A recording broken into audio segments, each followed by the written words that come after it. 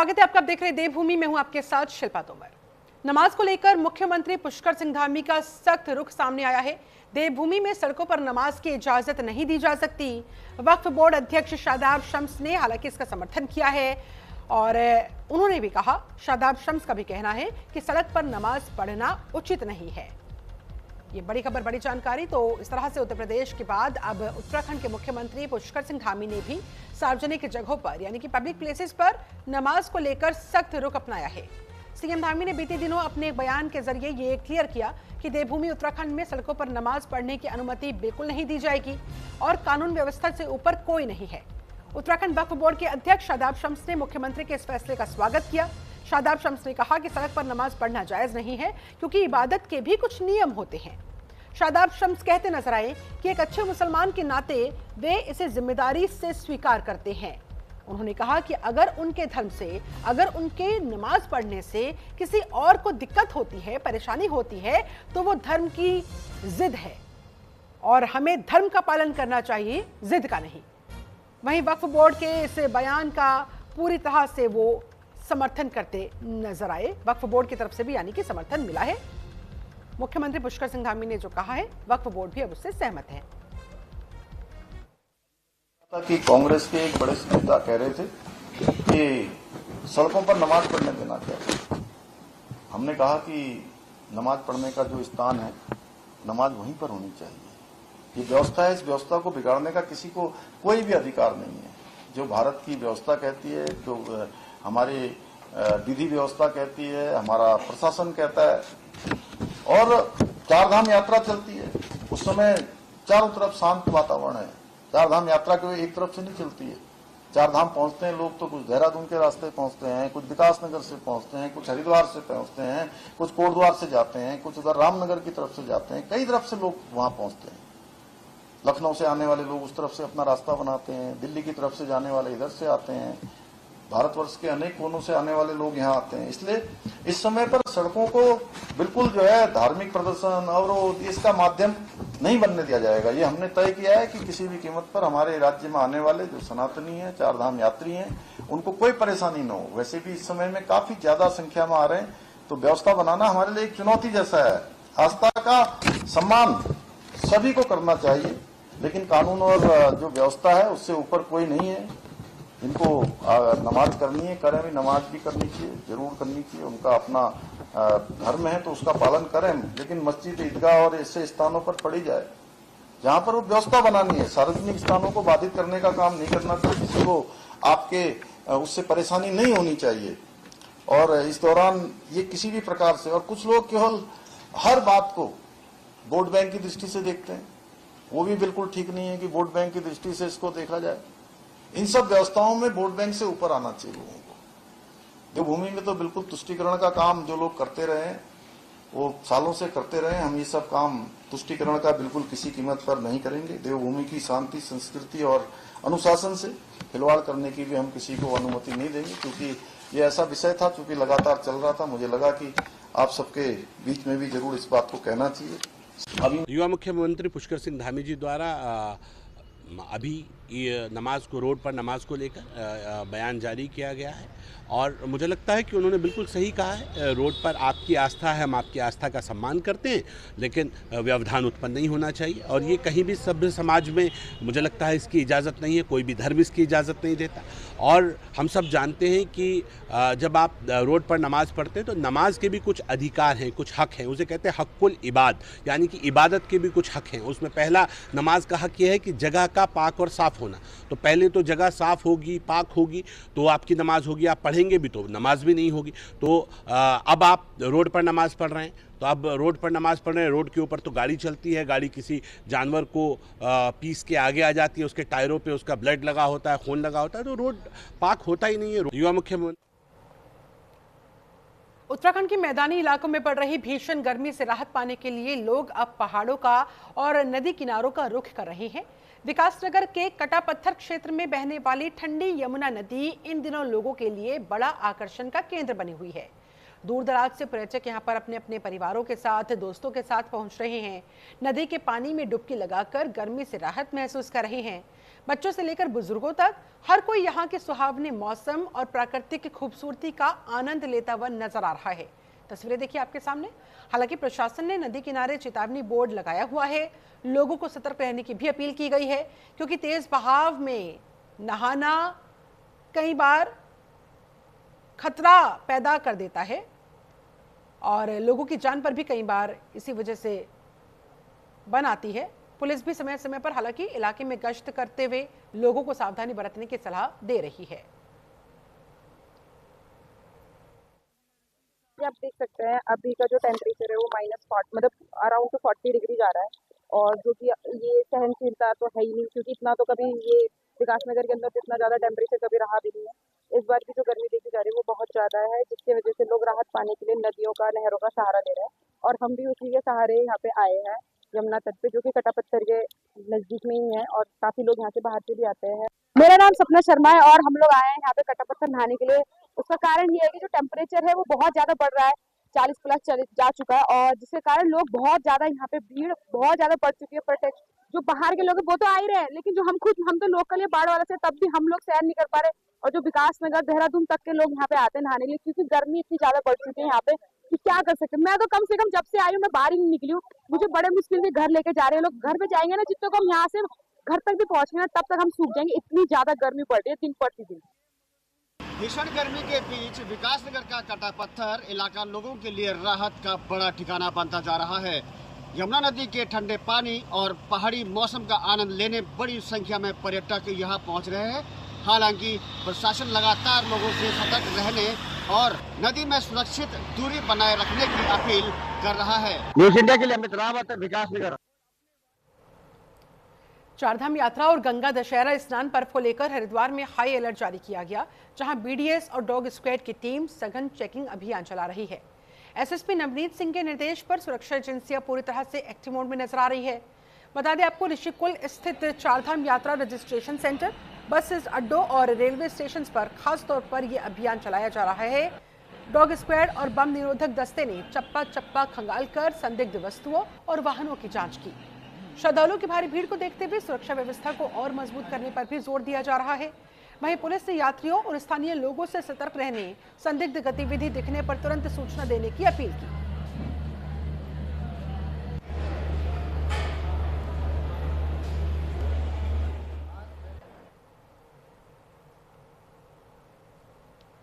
वहीं नैनीताल में SSP Manjunath TC के सख्त निर्देशों पर फरार चल रहे इनामी अपराधियों के खिलाफ चलाए जा रहे ऑपरेशन प्रहार अभियान के तहत कालाढूंगी पुलिस को महत्वपूर्ण कामयाबी हाथ लगी, जहां पुलिस ने कार्रवाई कर हत्या के मामले में इनामी आरोपी को गिरफ्तार कर लिया, जिसके कब्जे से अवैध हथियार बरामद करते हुए पुलिस फिलहाल आगे की कार्रवाई में जुटी हुई है। देखिए।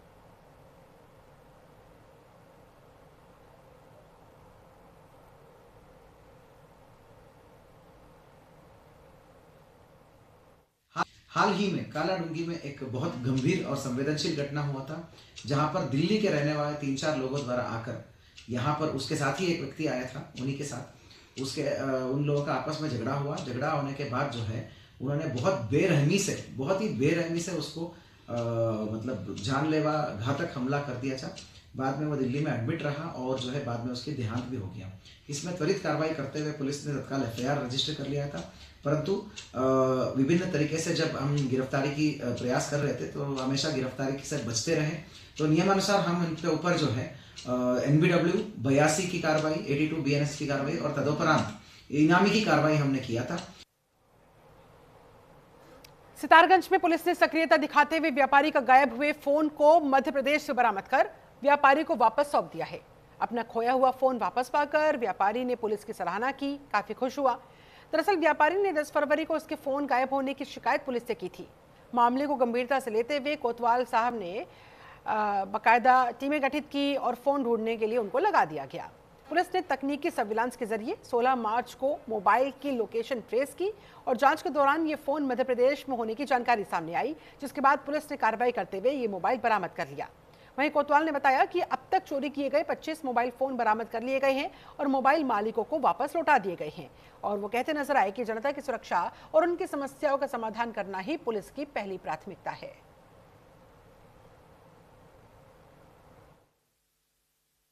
मामला यह है कि मेरा ये फ़ोन गुम हो गया था और ये सितारगंज पुलिस ने सुंदराम शर्मा जी ने MP से बरामद किया है और मुझे आज बुला करके वापस लौटाया है और मैं उनका तहे दिल से शुक्रगुजार हूँ। और ऐसे बहुत से मतलब फ़ोन इन्होंने बरामद किए हैं जो कि जनता को इन्होंने वापस किए हैं और मैं आए दिन इनके वीडियो वगैरह देखता रहता हूँ और मैं फॉलो भी करता हूँ और बहुत ही मतलब सराहनीय कार्य कर रहे हैं सुंदराम शर्मा कोतवाल जी। इस फ़ोन को गुमे हुए 3-4 महीने लमसम हो गए हैं और मैं बराबर मतलब अपडेट लेता रहता था और इन्होंने आज खुद मेरे को फ़ोन करके बुला करके मेरा फ़ोन वापस किया है। इनका फ़ोन ना ये गायब हो गया था, तो इन्होंने उसकी गुमशुदगी लिखाई थी, तो गुमशुदगी के उसमें हमने इसकी जांच करवाई थी। जांच करवाने की इसमें इसकी लोकेशन वहाँ MP में आई, तो किसी को ये मिसिंग फ़ोन मिल गया था, तो उनसे बात करने के बाद इसको मंगवाया गया, जिन्होंने पार्सल के माध्यम से इसको यहाँ भिजवा दिया। चंपावत के लोहाघाट में लोगों को स्वच्छता, कर्मी मुक्ति और स्वस्थ जीवन का संदेश देने के लिए राजकीय नर्सिंग कॉलेज के छात्र छात्राओं ने डॉक्टर चक्रपाणी त्रिपाठी के नेतृत्व में लोहाघाट उप जिला अस्पताल में नुक्कड़ नाटक किया। इस दौरान छात्रों ने नाटक और गीतों के माध्यम से अस्पताल में आए हुए लोगों को कृमि मुक्ति और स्वच्छता का संदेश देने का काम किया। वहीं डॉक्टर चक्रपाणी त्रिपाठी ने कहा कि 1 साल से 19 साल तक के बच्चों को साल में 2 बार कृमि मुक्ति की दवा एल्बेंडाजोल खिलाना जरूरी है। वो कहते नजर आए कि राज्य सरकार का भी उद्देश्य है कि पूरा प्रदेश कृमि मुक्ति बन जाए। हेल्थ केयर सर्विस है डोर स्टेप, और आज हमने उसके तहत यहाँ पे जो है सब डिस्ट्रिक्ट हॉस्पिटल लोहाघाट में बच्चों ने बहुत ही अच्छा एक सुंदर नुक्कड़ नाटक रोल प्ले डी वार्मिंग पे, क्योंकि कृमि देखा जाए तो एक बच्चों के लिए देखा जाए और किशोरों के लिए तो एक प्रमुख समस्या है।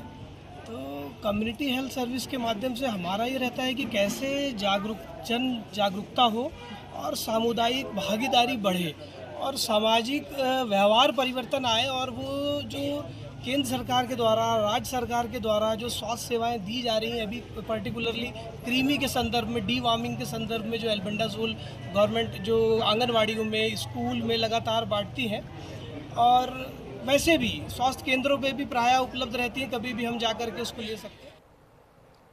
देहरादून में दिव्यांगजनों, वृद्धजनों और बेसहारा महिलाओं और बच्चों की सुविधा और सुरक्षा को लेकर जिला प्रशासन ने एक महत्वपूर्ण और संवेदनशील पहल की, जहां डीएम सबिन बंसल ने जिला दिव्यांगजन पुनर्वास केंद्र और केदारपुरम स्थित राजकीय नारी निकेतन के लिए अलग अलग फ्री ईवी वाहनों को हरी झंडी दिखाकर रवाना किया।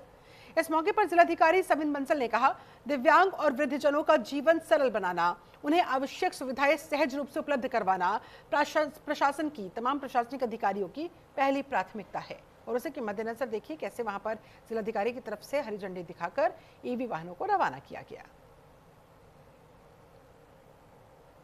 कोरोनेशन हॉस्पिटल में गांधी शताब्दी ब्रांच में DDRC सेंटर शुरू किया गया था मॉडर्न फॉर्म में। सो वहाँ पर अभी काफ़ी संख्या में हमारे लाभार्थी आवागमन करते हैं, और उनकी सुविधा के लिए उनको कई बार NIVH से कंसल्टेशन करवाना पड़ता है, या उनके लिए कोई इक्विपमेंट्स उनकी नाप के लिए, मेजरमेंट के लिए कहीं पर ले जाना पड़ता है। तो डेडिकेटेड वाहन अभी उनके निवर्तन पर हो गया है, और जैसे हमारा एनवायरनमेंट फ्रेंडली, फ्यूल एफिशिएंट हमारा जो संकल्प चल रहा है, उस दिशा में ईवी वाहन ही उनको दिया गया है। देहरादून में नीति एक्सट्रीम अल्ट्रा रन कार्यक्रम का आगाज हो गया है। दरअसल मुख्यमंत्री पुष्कर सिंह धामी ने काउंटडाउन रन का फ्लैग ऑफ किया और मशाल प्रज्वलित करते हुए प्रतीकात्मक दौड़ में हिस्सा लिया। इस दौरान सीएम धामी ने 31 मई 2026 को होने वाले नीति एक्सट्रीम अल्ट्रा रन को मुख्यमंत्री शिविर कार्यालय परिसर के गेट से हरी झंडी दिखाकर रवाना किया। इस दौरान सीएम धामी ने कहा कि नीति एक्सट्रीम अल्ट्रा रन केवल एक आयोजन नहीं है, ये सिर्फ एक कार्यक्रम नहीं है, बल्कि सीमांत क्षेत्रों में नई ऊर्जा, नए मौके और नए विश्वास को जागृत करने का अभियान है। ये दौड़ केवल शारीरिक क्षमता की परीक्षा नहीं, बल्कि इच्छा शक्ति, धैर्य और आत्मविश्वास को मजबूत करने का माध्यम भी है।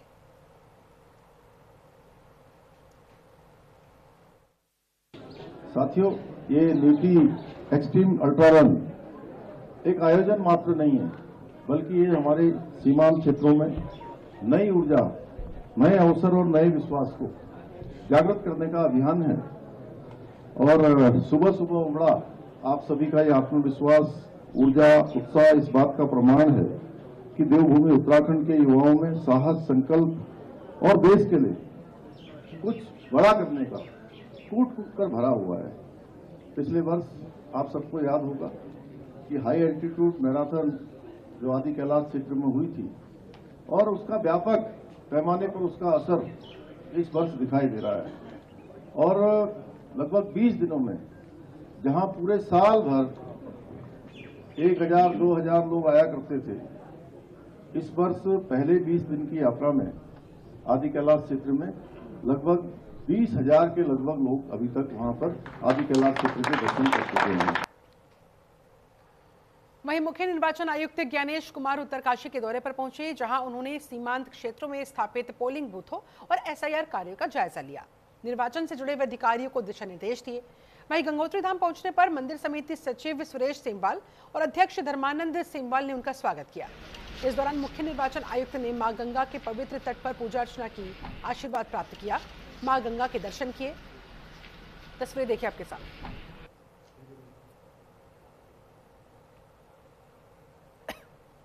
गंगोत्री विधानसभा के इस मतदान केंद्र पर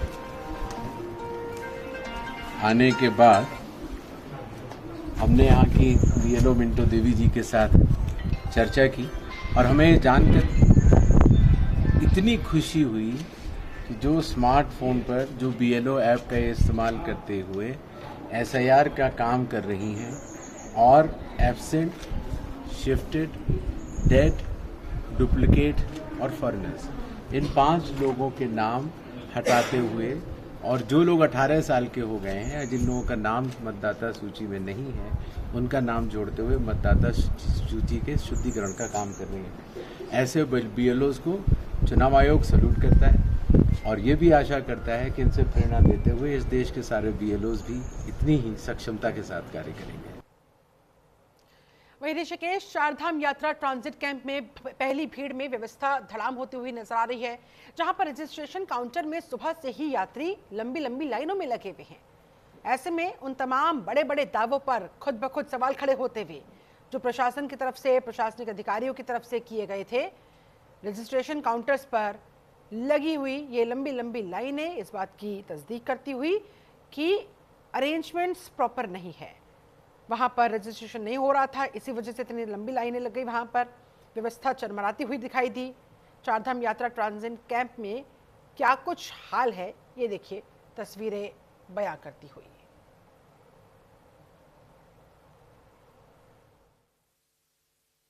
जैसे जैसे गर्मियां चरम पर है, वैसे ही चारधाम की यात्रा भी लगातार भीड़ दिखाई दे रही है। यहाँ पर सुबह से ही देखा जा रहा है कि रजिस्ट्रेशन काउंटर में आप देख सकते हैं कि किस तरह से यहाँ पर भीड़ दिखाई दे रही है और ये यात्री बता रहे हैं कि सुबह 6 बजे से यहाँ रजिस्ट्रेशन काउंटर पर खड़े हैं, लेकिन यहाँ पर रजिस्ट्रेशन नहीं हो पा रहा है। और इनसे बात करेंगे तीर्थ यात्री से कि कहाँ से आए हैं और कब से खड़े हैं और क्यों नहीं हो पा रहा है इनका रजिस्ट्रेशन। क्या नाम है? मेरा नाम गिरिराज पंडित है, मैं श्योपुर से आया हूँ और सुबह 5 बजे से यहाँ पर पूरे यात्री लगे हुए हैं। ना कोई सुनवाई है, कभी सर्वे नहीं आ रहा है, कभी क्या नहीं हो रहा है, पब्लिक परेशान हो रही है, तड़प रही है पब्लिक। तो इसकी व्यवस्था की जाए और इसको विशेष ध्यान दिया जाए गवर्नमेंट। किस तरह से जो तीर्थ यात्री ने बताया कि ये 4 बजे सुबह से रजिस्ट्रेशन काउंटर पर लगे हैं, लेकिन इनका रजिस्ट्रेशन नहीं हो पा रहा है। पहली ही भीड़ में यहाँ पर व्यवस्था धड़ाम होती हुई नजर आ रही है। ऋषिकेश से न्यूज इंडिया के लिए खुशबू गौतम। उत्तराखंड में मौसम विभाग ने केदारनाथ यात्रा मार्ग समेत कई संवेदनशील इलाकों में बिजली और तूफान के साथ तेज हवाओं का हवाला देते हुए येलो अलर्ट जारी किया, जिसके बाद जिला आपदा प्रबंधन टीमें, पुलिस और प्रशासनिक अधिकारी लगातार सिचुएशन पर नजर बनाए रखे हैं। आपदा नियंत्रण कक्ष की तरफ से केदारनाथ और अन्य यात्रा पड़ावों, केदारनाथ ट्रैकिंग रूट और अन्य संवेदनशील स्थानों पर लगातार निगरानी रखी जा रही है। प्रशासन ने यात्रा मार्गों और संवेदनशील इलाकों में तैनात टीमों को सतर्क रहने के निर्देश जारी किए। किसी भी आपातकालीन स्थिति से निपटने के लिए बचाव और राहत टीमों को भी तैयार रहने को कहा गया। वहीं डीडीएमओ रुद्रप्रयाग नंदन सिंह रजवार का कहना है कि हर 2-2 घंटों में ये चेक किया जाता है कि कहीं कोई दिक्कत परेशानी तो नहीं है। केदारनाथ यात्रा के लिए अलर्ट जारी किया गया है। ताकि कहीं भी अगर किसी भी तरह का कोई खतरा होता है, कोई भगदड़ होती है, तो तुरंत एक्शन लिया जा सके। किसी भी समय अगर भारी बारिश हो जाती है, कोहरा अगर छा जाता है, तो उस सिचुएशन में कैसे श्रद्धालुओं को सहूलियत प्रदान की जाए, कैसे उनको डील किया जाए, उनको क्या निर्देश दिए जाने हैं, इसको लेकर भी इंस्ट्रक्शंस दे दिए गए हैं।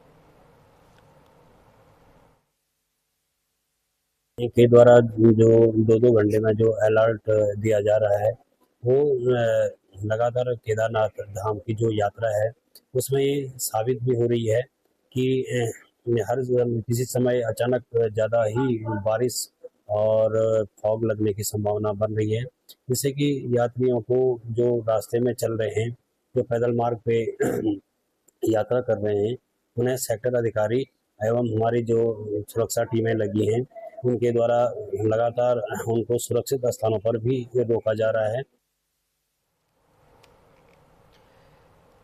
मई के महीने में गर्मी ने अपना तेवर दिखाना शुरू कर दिया है। उत्तराखंड चिलचिलाती धूप से, हीट वेव से जूझ रहा है। जहां पहाड़ी क्षेत्रों में भी चटक भरी धूप खिल रही है, तो वहीं मैदानी क्षेत्रों में तो हाल और बुरा है। भीषण गर्मी लोगों को बेहाल कर रही है। इस बेतहाशा गर्मी से आम जनजीवन भी अस्त व्यस्त हो चुका है। लोग अपने अपने घरों में कैद होने को मजबूर है, क्योंकि बाहर निकलते हैं तो प्रचंड गर्मी और धूप उनको परेशान करती है, बीमार करती है। डॉक्टर्स ने भी इस गर्मी से लोगों को अपने घरों में रहने की सलाह दी है, ताकि वो बच सके। स्थानीय लोगों का कहना है कि इस बार बेहद गर्मी का असर देखने को मिल रहा है। लोग परेशान हो रहे हैं, जो बच्चे हैं, जो बुजुर्ग हैं, वो बीमार पड़ रहे हैं। उन्होंने बताया कि इस भीषण गर्मी में बिजली की कटौती भी ज़्यादा हो रही है। इस वजह से उनकी दिक्कत परेशानी और ज़्यादा बढ़ती हुई, क्योंकि वैसे तो गर्मी से और धूप से बचने के लिए घर में रहने को कहा गया है, लेकिन घर में बिजली नहीं आ रही है, इसलिए घर में रहना भी लोगों का दुश्वार हो गया है।